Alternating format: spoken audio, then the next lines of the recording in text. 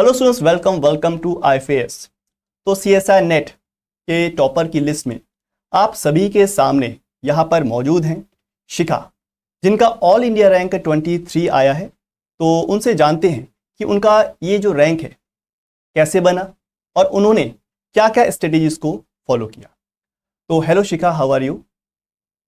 Hello sir, मैं अच्छी हूँ। आप कैसे हैं? I am good. तो वेलकम टू IFAS प्लेटफॉर्म, आपका स्वागत है यहाँ पर। Thank you sir. ओके, तो पहले तो आप थोड़ा सा अपना ब्रीफ इंट्रोडक्शन दे दीजिए सभी स्टूडेंट्स को, जिससे आपके बारे में ये थोड़ा सा जान पाए। सर, मेरा नाम शिखा है first of all. Okay. And मेरी मास्टर्स जो अपनी थी वो मैंने नाइपर रायबरेली से करी थी। 2023 में मेरा मास्टर्स हो गया था। आफ्टर देन मैंने 1 ईयर के लिए टीचिंग करी थी, बैचलर्स और डिप्लोमा के स्टूडेंट को फार्मा ओके। के लिए ही। उसके बाद मुझे इस एग्ज़ाम के बारे में पता चला, तो आफ्टर देन मैंने उसके बाद कहाँ से पता आईएफएस लगा चैनल आपको ज्वाइन की। सी सर के सर, एग्जाम के बारे में? मेरे फ्रेंड थे। हाँ हाँ। तो एक एक्चुअली फ्रेंड था मेरा, वो ना पहले से ही कर रहा था, इसको हम्म। जॉइन कर रखा था उसने आईफस। तो हम्म। मुझे तभी पता चला था कि अच्छा आईफस नाम का कोई चैनल होता है। मुझे और किसी भी चैनल के बारे में नहीं पता था, ओके। बस खाली आईफस का नाम पता था। तो बस मुझे ये पता था कि सीएसआर के लिए प्रिपेयर करना है और ये चैनल है और इसमें मुझे ज्वाइन करना पड़ेगा अगर मुझे क्लियर करना है तो। तो फिर मैंने वो जॉइन किया, फिर धीरे-धीरे करके लेक्चर्स लेना स्टार्ट किया। फिर ऐसे ही करके मैंने अटेम्प्ट दिया, तो मेरा फर्स्ट जो मेन अटेम्प्ट था, उसके अंदर मेरा 97 परसेंटाइल रहा। एंड उस समय पे तो नहीं हुआ, कैटेगरी 3 में क्लियर हुआ। हम्म। फिर उसके बाद इस बार जो दिया था उसमें 98.6 परसेंटाइल रहा, जिसमें मेरा एलएस में क्वालीफाई हुआ ऑल इंडिया रैंक 23 के साथ। Okay okay okay, very good. तो आपकी क्या स्ट्रेटेजी रही थी इस पूरे जर्नी को लेके, और आपने पहले बार जो अटेम्प्ट दिया था उसमें जब आपका सही रैंक नहीं निकला तो आपने उसको कैसे यहाँ पर ओवरकम किया और अच्छा रैंक यहाँ पे पाया? तो बेसिकली मैंने एक चीज़ जो चेंज करी, वो मैंने क्वेश्चंस बहुत ज़्यादा प्रैक्टिस स्टार्ट कर दिया था। हम्म। मतलब मेरे को लास्ट टाइम मुझे ऐसा लग रहा है मे बी मैंने क्वेश्चन प्रैक्टिस नहीं किया है, तो मैंने मॉक टेस्ट लगाना स्टार्ट किया। बेसिकली टाइम मैनेजमेंट नहीं हो पाया उस समय पे मेरे साथ। तो फिर जब टाइम मैनेजमेंट करके उसको क्वेश्चन पेपर मैंने लगाए, मॉक टेस्ट लगाए। एक्चुअली मैंने टेस्ट सीरीज़ ली थी, हम्म। आईफस की ही टेस्ट सीरीज़ थी। ओके। और फिर वहाँ पे मैंने सारे मॉक टेस्ट लगाए। जब मैं एक-एक मॉक टेस्ट लगा रही थी, उसके बाद मैंने उसको जब एनालाइज़ किया, तो मुझे हर एक क्वेश्चन को तो तब मुझे पता चल रहा था कि कहाँ पे मैं गलती कर रही हूँ, कहाँ पे नहीं कर रही हूँ, क्या-क्या चीज़ें हैं, क्या मेरा मेन पॉइंट है। तो वो चीज़ ने मुझे काफ़ी हेल्प किया। ओके, तो आपने मतलब कि जो प्रीवियस ईयर के क्वेश्चंस पेपर हैं, क्या आपने उनको भी सॉल्व किया था, और अगर किया था तो कहाँ से किया था? सर, प्रीवियस ईयर के क्वेश्चन पेपर पूरे मतलब आईफस के उस पे मिल जाते हैं, पूरे हम्म। क्वेश्चन पेपर के। तो उसमें ही जाके मैंने एक तो कुछ तो टाइमर लगा के भी सॉल्व किए थे क्वेश्चन पेपर। कुछ मैं जैसे यूट्यूब पे ना सॉल्व करवाते हैं, हम्म। आईफस के चैनल ही पूरा मतलब वो सॉल्व करवाएँगे आपको, ए टू जेड जितने क्वेश्चंस होते हैं। तो वो सारे क्वेश्चंस वहाँ पे जैसे सर करवा रहे हैं, सर ने एक क्वेश्चन दिया, तो मैं मतलब उसको रोक के उस समय पे यूट्यूब की वीडियो को रोक के फिर सोचती थी इसका आंसर क्या है। ओके। फिर वो आंसर देखकर फिर उसके बाद आंसर टिक किया कि हाँ, ये वाला है। फिर उसके बाद चेक करती थी कि सर कैसे सॉल्व करवा रहे हैं और मैंने कैसा अपना माइंड उसमें लगाया है। तो वहाँ पे वो चीज़ मेरे लिए बहुत ज़्यादा बेनिफिशियल।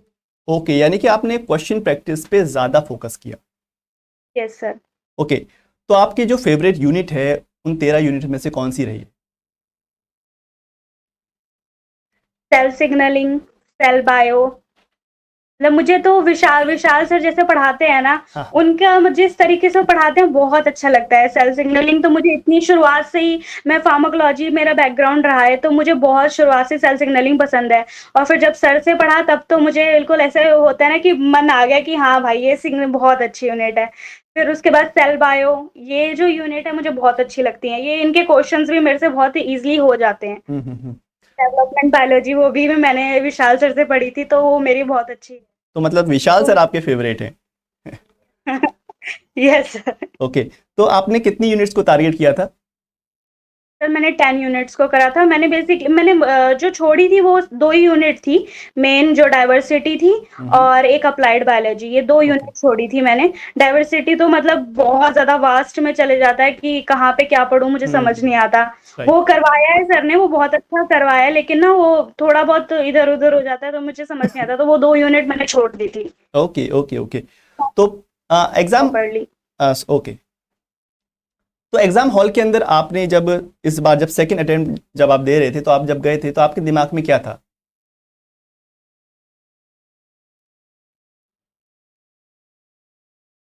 सर उस समय तो मतलब ये था कि मुझे ऐसा लग रहा था कि इस बार तो देना ही है, मतलब किसी भी तरीके से करना ही है। तो जब मैंने पेपर देखा तो मुझे ऐसा लग रहा था पता नहीं होगा कि नहीं होगा, होगा कि नहीं होगा। फिर उसके बाद जब क्वेश्चन आया, क्वेश्चन पेपर सामने आया ना, फिर उसके बाद जब क्वेश्चन देखने लगी तो मैंने कहा अब कर ही दो, अब कोई चांस नहीं है, अब तुम आगे पीछे कहीं नहीं जा सकते, अब तो करना ही है। तो बिल्कुल। फिर स्टार्ट कर दिया, पार्ट सी से स्टार्ट करके पार्ट सी, फिर बी, फिर देन ए, ऐसे करके स्टार्ट करा और पूरा किसी तरीके से हो गया। ओके, तो आपने पार्ट सी किया, फिर बी किया और एट लास्ट पार्ट ए किया। ओके, तो क्या ये यस स्ट्रेटेजी सर। आपकी पहले से बनाई हुई थी कि या फिर एग्जाम हॉल में आपने डिसाइड किया? सर ये पहले ना मैंने जब मैंने टेस्ट सीरीज ज्वाइन करी तो उस समय पे क्या हुआ कि मैंने 2-3 अलग-अलग टाइप की ट्राई किए थे कि मैं कैसे कर सकती हूँ। हम्म। तो पार्ट सी में पहले मैंने ये करा कि पार्ट सी अटेंड करूँगी, वो मेरे लिए सबसे सही है, फिर उसके बाद बी, फिर ये। जब मैंने टेस्ट सीरीज दी तब मुझे ये चीज़ लगा कि हाँ, नहीं यही करना चाहिए, पार्ट सी करके फिर बी करके फिर ए करना चाहिए।